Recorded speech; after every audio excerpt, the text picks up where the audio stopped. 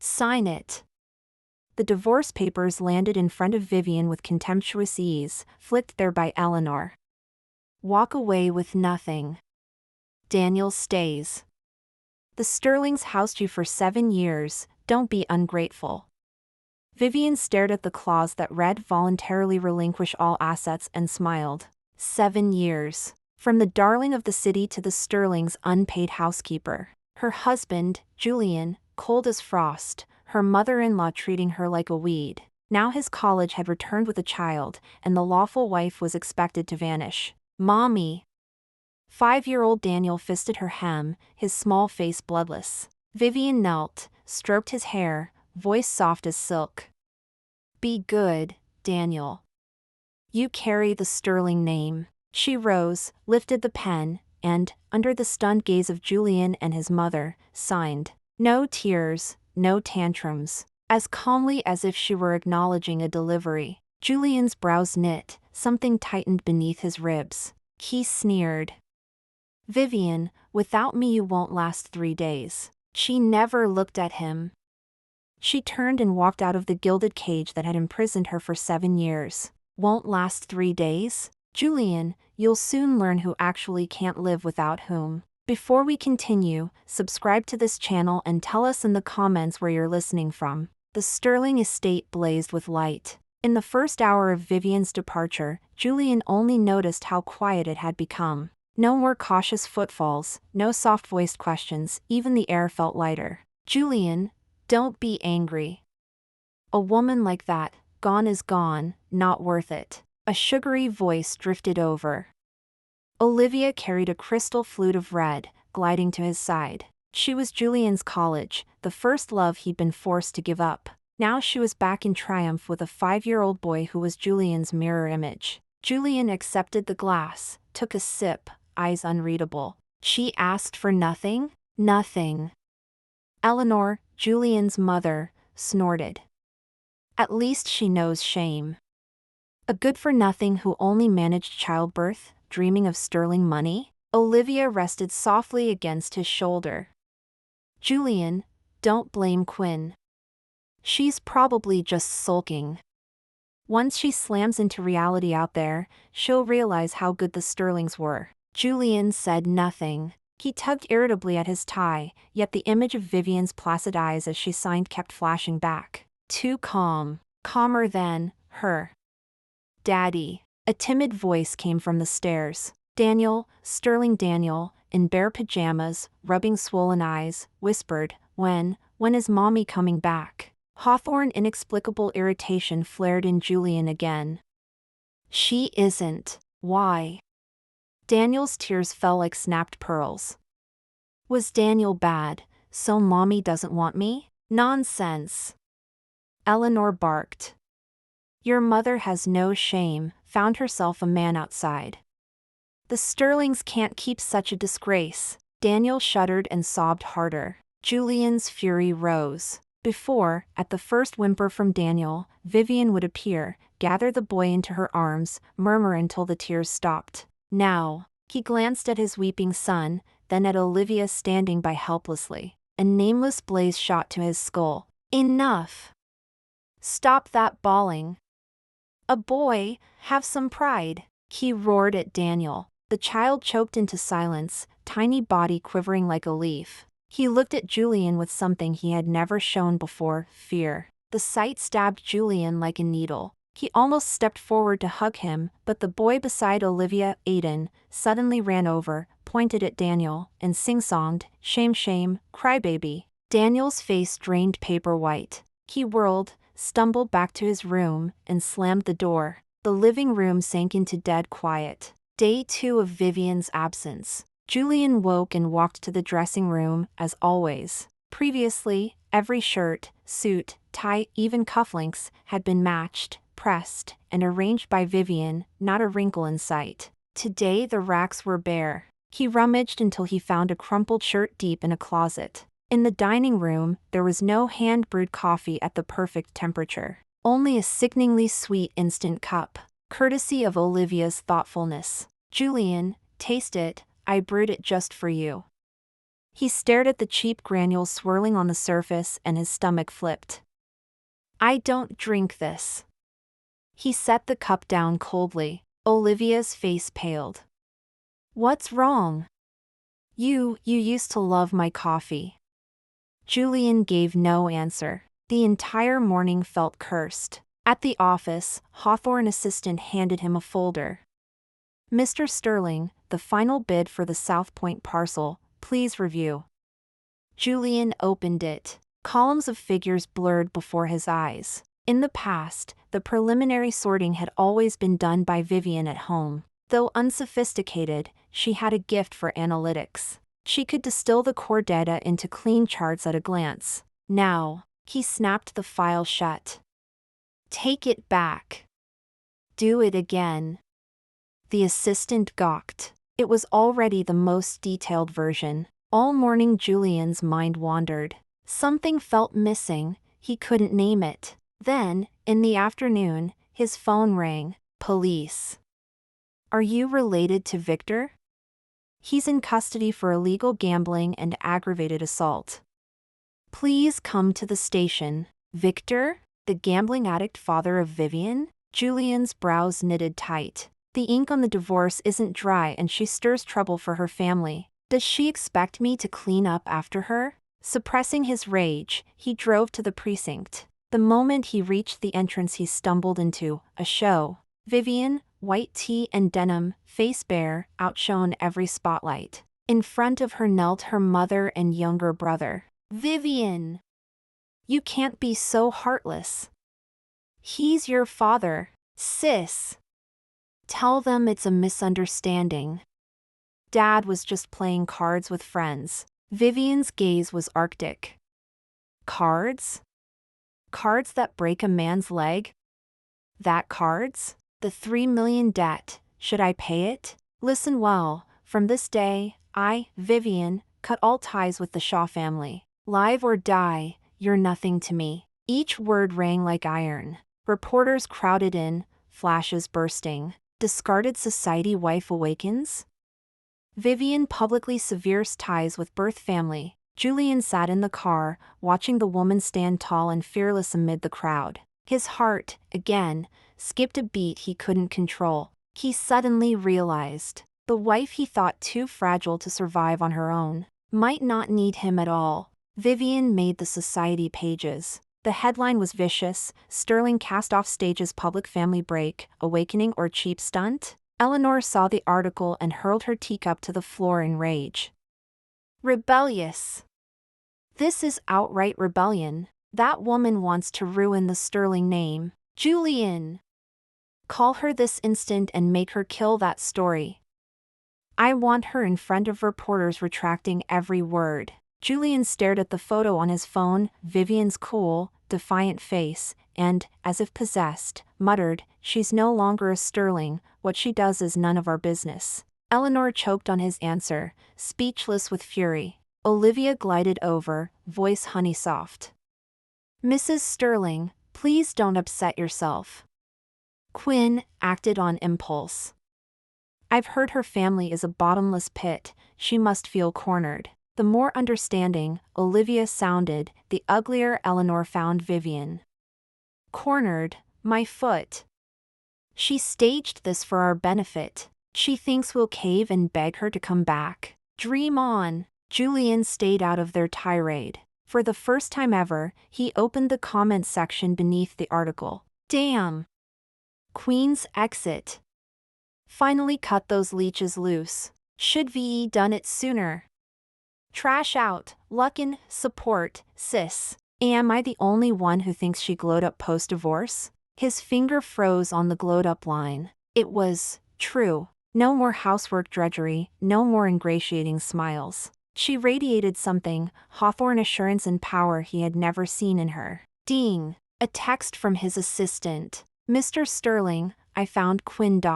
She's joined Hawthorne MCN, her first live stream is tonight at 8. Live stream? Julian's brows knitted tighter. What was she planning, parading herself as some cheap influencer? Didn't she realize the shame this would bring the Sterlings? 8 p.m. Almost against his will, he downloaded the streaming app he'd never touched. He entered anonymously, using a blank profile, and found a room titled simply Vivian. The feed was quiet. She wore a plain white shirt, sitting before the camera. No garish filters, no loud background music. Her mere stillness calmed the viewer. Wow, classy aura. This face puts every influencer to shame. Vivian smiled at the scrolling blur of comments. Hello, I'm Vivian. Starting tonight, I'll share little stories about beauty. Her voice was gentle, crystalline, mountain spring water that washed the irritation from Julian's chest. In 7 years of marriage, he had never noticed how melodious she sounded. Tonight, let's begin with a lipstick. She lifted a luxury tube but didn't swipe it on with the usual hype. Instead, she began to speak. This shade is called Scepter. The nose behind it is a colorblind French friend of mine. He told me he can't see hues, but he can smell them. He said red is the scent of roses roasted by midsummer sun, fiery, fearless, unstoppable. Just like every one of us who keeps fighting to live. Her story was spellbinding. Viewer numbers rocketed. OMG, I'm crying. I just bought Courage in a tube. Drop the link. I need it. Vivian smiled. No selling tonight. I only want to say, luxury isn't for pleasing others. It's the armor we gift ourselves when life tries to crush us. We're not buying goods, we're buying backbone. The words struck a chord. Comments exploded. Preach! Following you forever. Take notes, hype shouters, this is content. See you tomorrow, sis? Julian stared at the poised woman on the screen, emotions churning, sour, bitter, astringent, spicy. For the first time he sensed he had never really known his wife. Then a golden ID flashed across the chat. Mysterious Tycoon K sends host Carnival X100. The entire screen erupted in confetti. One Carnival, $3,000. 100, 30 grand. Holy, god-level whale. It's K. The phantom investor? KS watching and tipping? Julian's pupils contracted at the swaggering ID. K? The mythic shark who churns Wall Street at will? What was he doing here? What was his connection to Vivian? Hawthorne icy spike of threat shot through Julian like never before. Vivian's debut was a sensation. Not for sales, but for her refusal to sell. Hashtag discarded society wife becomes goddess of clarity. Hashtag mystery tycoon K blows 30K on flirt. By morning both hashtags topped the trending list. Julian hadn't slept. He replayed the stream on loop, watching Vivian exchange words with K. K, well said. Vivian, Morgan. K, what's tomorrow's theme? Vivian, still deciding. K, whatever it is, I'll be there. Brief, yet intimate, tinged with unspoken chemistry. Hawthorne invisible fist clenched Julian's heart until he couldn't breathe. He barked for his assistant. Find out who this K is. What is he to her? Everything. The assistant, terrified by his boss's bloodshot eyes, scurried out. Sterling Estate. Daniel had eaten almost nothing for 2 days. He barricaded himself in his room, refusing visitors. Eleanor paced in panic. The little prince is starving himself. Does he think we'll cave? Fat chance. Olivia carried in a bowl of congee. Mrs. Sterling, let me try. She pushed the door and sat on Daniel's bed. Sweetheart, have a bite. Look, your favorite seafood porridge. Daniel burrowed under the quilt, voice muffled. Only mommy's cooking is the best. Olivia's smile stiffened. Your mommy, she's too busy to cook now. You're lying. Daniel flung off the covers, eyes crimson. I saw her live. She was laughing with some bad uncle. She doesn't want me anymore. She's not my mommy anymore. She's a bad woman. A child's unfiltered words, yet they stabbed Julian like a blade when he came running at the sound. He stared at his son on the bed, shrieking and sobbing, eyes brimming with hatred. Then he pictured Vivian on her live stream, cool, unruffled, as though nothing touched her. A wicked fire shot straight to his skull. Damn you, Vivian. So you can fly off with some random man, you'll even abandon your own flesh and blood. He pulled out his phone and dialed the number he thought he'd never call again. It rang for a long time before it was answered. Hello? Vivian's voice, cool, detached. Vivian! Julian kept his rage on a short leash, every word ground out. Do you even remember you have a son? A beat of silence on the other end. Mr. Sterling, is something the matter? Her tone, polite, distant, like she was talking to a stranger. Is something the matter? Julian laughed in fury. Your son is falling apart because of you, and you ask me that? Get your ass back here, now. Come back and calm Daniel down. If you don't, I'll shut down that live stream of yours for good. He expected that threat to make her fold. Instead, the woman on the line gave a soft, lazy chuckle. Mr. Sterling, I think you've misunderstood one thing. Daniel's custody is in your hands. Raising him, soothing him, that's your job, not mine. As for my live stream, she paused, a languid mockery slipping into her voice. Don't trouble yourself. Plenty of people are watching my back. Then she simply hung up. Beep, beep, beep. Listening to the dead tone, Julian stood frozen. She had hung up on him and claimed someone was protecting her. Was it that Kay? She'd already found her next shelter? Trembling with rage, Julian slammed his fist into the wall. Blood instantly sheeted the back of his hand. At that same moment, in Vivian's live stream, the second she ended the call, the golden ID lit up on the public chat. Kay, trouble? Reading those two words, Vivian felt a warm flutter. She smiled wryly at the camera. Nothing, just a rabid dog barking. The simile detonated her viewers. Holy crap! Sis is savage. Ex-husband, right? Only that scum CEO fits. Drag him, queen. Never feed strays. Julian, watching on his laptop, nearly coughed up blood. Rabid dog? She dared call him a rabid dog? Before he could erupt, that same golden ID blazed across the screen in the most ostentatious way. K, rabid dog? Then I'll put him down. K at everyone from this second on, anyone who touches a hair on Vivian's head answers to me. K, also, my personal tip, dump Sterling Group stock. K, no reason.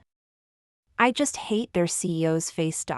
The lines landed like a depth charge. Finance Twitter convulsed. Sterling shares nosedived within minutes. Julian's phone blew up with calls. He stared at the woman calmly describing a bottle of perfume on screen. For the first time ever, he felt fear. This K was willing to declare war on the entire Sterling empire for her. And he, Julian, really might lose her for good.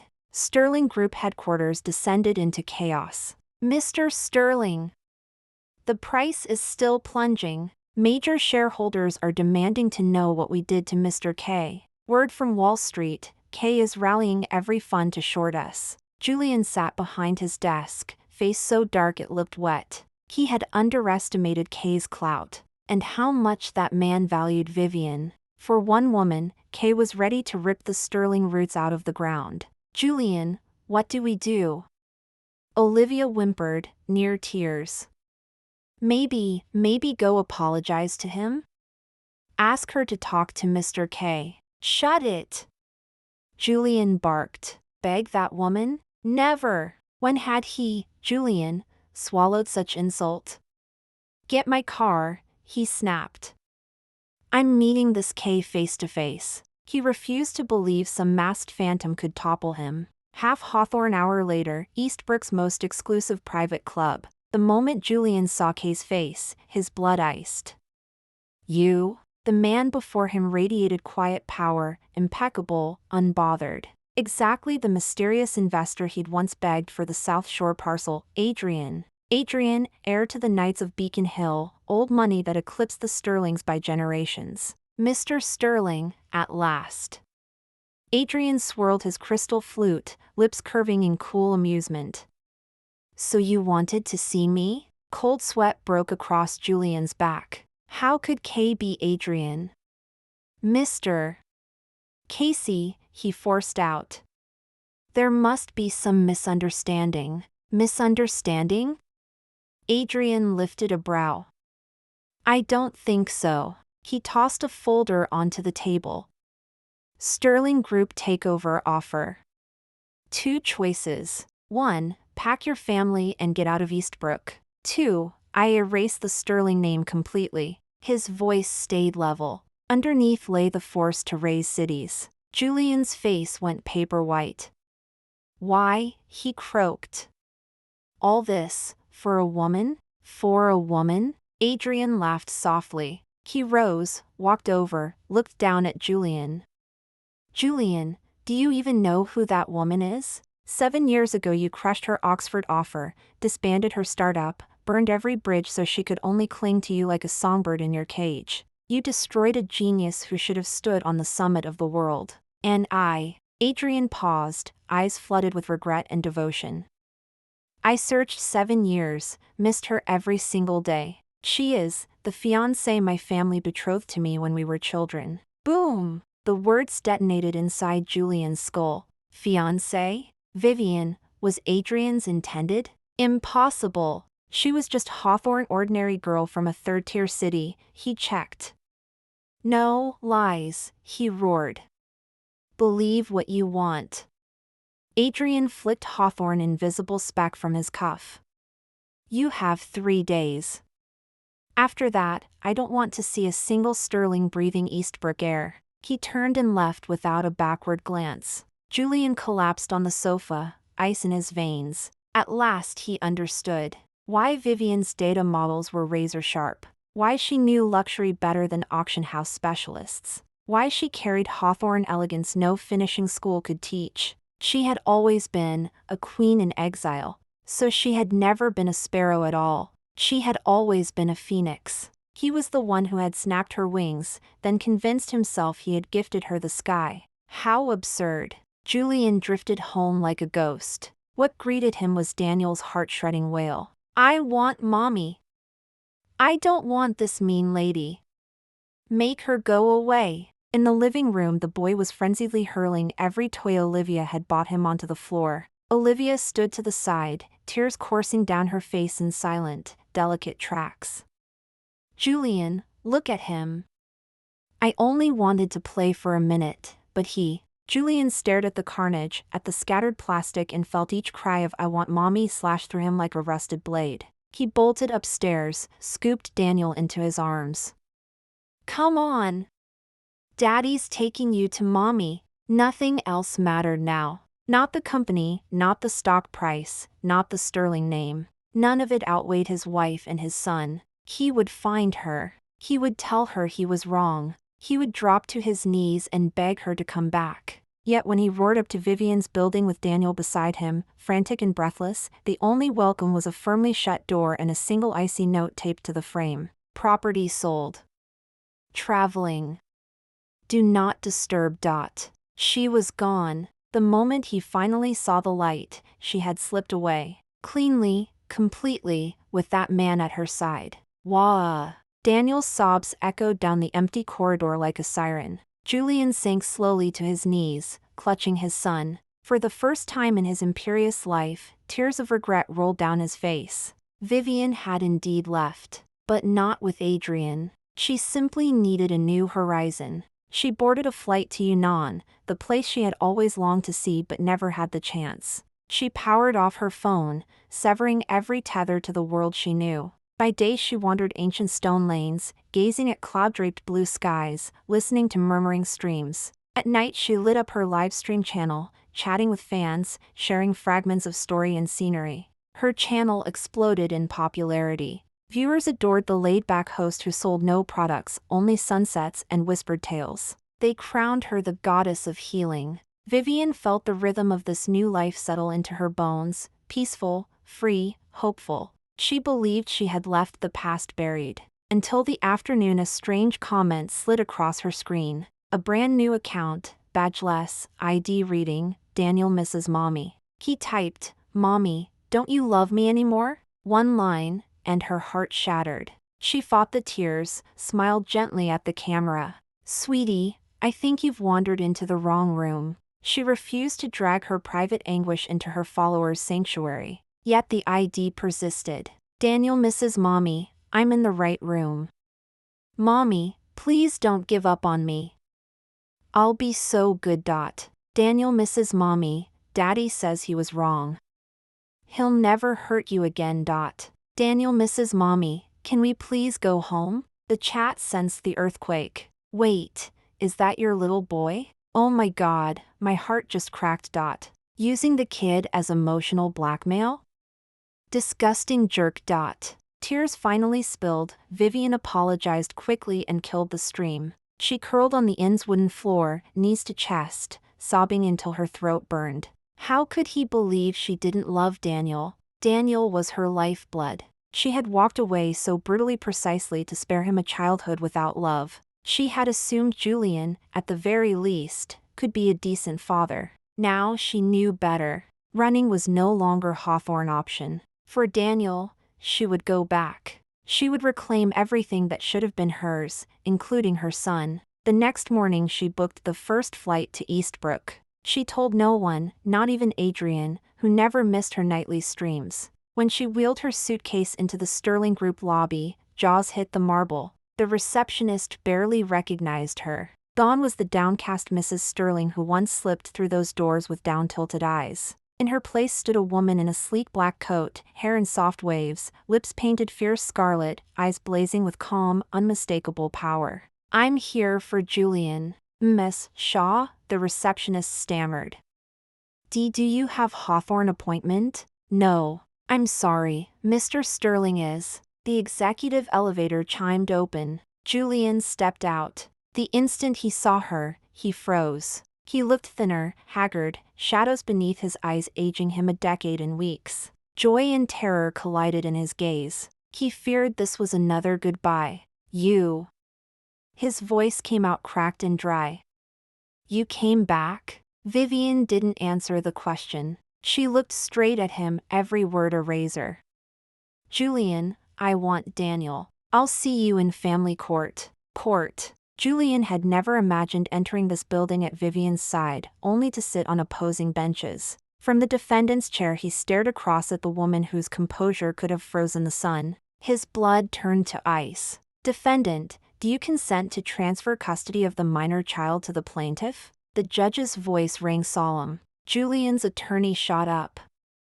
We do not, Your Honor. The defendant, as CEO of Sterling Group, vastly exceeds the plaintiff in economic strength and social stability. We can provide the child with premier living conditions and elite education. The plaintiff currently holds no formal employment, possesses no steady income, and maintains no permanent residence, circumstances inimical to the child's welfare. Each point sounded unassailable. Everyone in the gallery assumed Vivian had already lost. She smiled. Rising slowly, she swept her gaze across the room. It landed last on Julian's ashen face.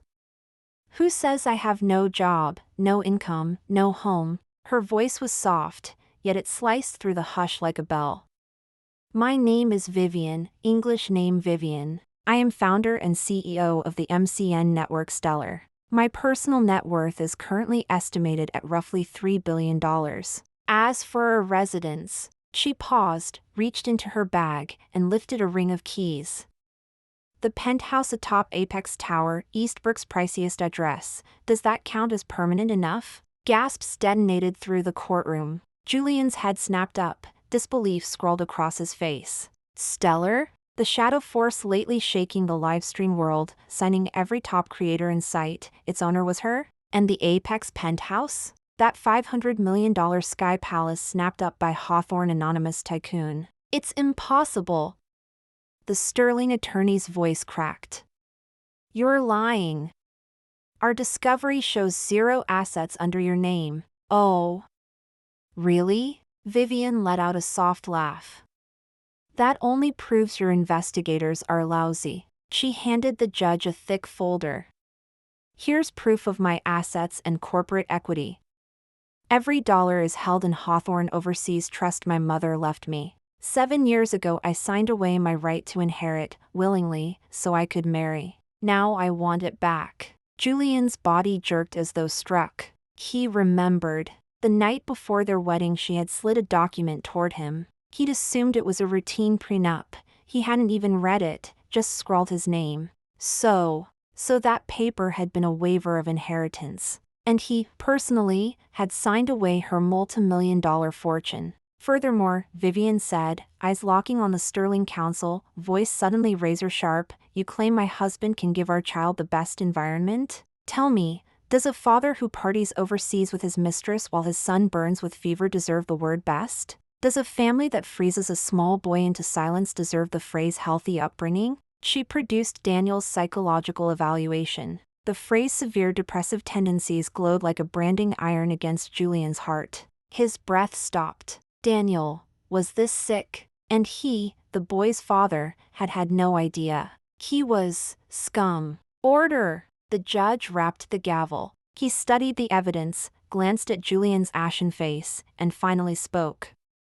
"This court hereby rules. Custody is awarded to the plaintiff, Vivian. Defendant Julian shall pay $500,000 per month in support until the child reaches 18. Case closed." Court dismissed. As the gavel cracked down, Julian felt his universe implode. He had lost. Crushingly. He had lost his wife, and now his son was being taken too. He watched Vivian walk away between two bodyguards, never looking back. He tried to run after her, but his legs were poured with lead. A gulp of metallic warmth rose in his throat. Blood spewed from his mouth. Black spots swarmed his vision and he pitched to the floor. Julian was ill. Rage and years of stress had detonated inside him. He collapsed into a hospital bed, unrecognizably gaunt. Sterling Group, without its CEO, plunged into the worst crisis in its history. Eleanor's hair turned white overnight. Swallowing every ounce of pride, she begged Vivian, "Please, go to him. He might not make it. He keeps calling your name." Vivian was building a sand castle with Daniel in play therapy. She answered without lifting her eyes. "He won't die. As for Sterling's crisis, that's the price he owes. None of my concern." Looking at her cold profile, Eleanor finally understood how catastrophically they had miscalculated. They had forced a perfect wife and mother to transmute into Hawthorne ice-cold queen of vengeance. 1 month later, Vivian and Daniel were leaving Eastbrook for good. At the private jet terminal, Adrian came to see them off. "Won't you reconsider me?" His love was written all over his face. "There are plenty of good men in the world. Why hang yourself on my crooked branch?" Vivian teased. "I happen to like crooked branches," Adrian sighed. "I'll wait. As long as it takes." Vivian only smiled. Hand in hand with Daniel, she turned toward security. A stumbling figure burst through the doors, Julian. He wore wrinkled hospital scrubs, face bloodless. He tore past guards and dropped to his knees in front of her. Right there in the crowded terminal, the once untouchable Titan knelt to his ex-wife. "Vivian." Tears streamed down his uplifted face. "Don't go. I beg you, stay. I know I was wrong, so wrong. Tell me to die and I'll do it, just don't leave." His voice was raw, broken, drowning in despair. Travelers stopped and whispered, phones lifted. Vivian regarded him without a ripple. She crouched until their eyes met. Then, each word cold and clear, "Julian, listen well. I will never love you again. Never. But..." She paused, gently wiped a tear from his cheek. "I don't hate you either. You're not worth that." She rose, laced fingers with Daniel, and walked through the gate without a backward glance. Julian remained on his knees, watching her disappear, and finally shattered. He wailed like Hawthorne abandoned child, a sound savage and bottomless. 5 years later, Paris, a pinnacle fashion gala. Vivian, guest of honor, blazed across the ballroom in crimson silk. At her side stood Daniel, now a lanky adolescent, and Adrian, never more than a step away. "Thought up Hawthorne answer for me yet?" Adrian asked, smiling. "Let's extend the probation," Vivian quipped with a playful wink. A waiter collided with her, crystal flute tipping. Red wine spilled down her dress. I'm so sorry. So sorry. The young man went pale, bowing frantically. Vivian started to reassure him, then froze. The face was still handsome, but arrogance had been sandblasted away, replaced by weariness and servility. Julian. He said nothing, only knelt with a clean napkin to dab the stain, reverent, as though polishing a relic. Vivian stepped back, out of reach. She looked down and spoke softly. It's all in the past. Julian recoiled as if slapped. He lifted his gaze, lips trembling, searching for words. At last he only reddened and smiled, Hawthorne agonized, silent admission. Yes, it was over, and he would live in the endless, self-made purgatory of that knowledge for the rest of his days. Thank you for listening to today's story. If you enjoyed it, please like and share with friends. We look forward to reading your thoughts in the comments. Don't forget to subscribe for more gripping tales. See you next time.